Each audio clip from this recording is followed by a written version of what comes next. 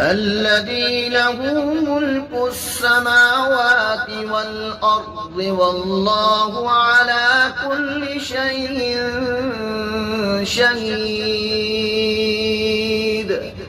إن الذين فتنوا المؤمنين والمؤمنات ثم لم يتوبوا فلهم عذاب جهنم ولهم عذاب الحريق. إن الذين آمنوا وعملوا الصالحات لهم جنات تجري من تحتها الأنهار ذلك الفوز الكبير.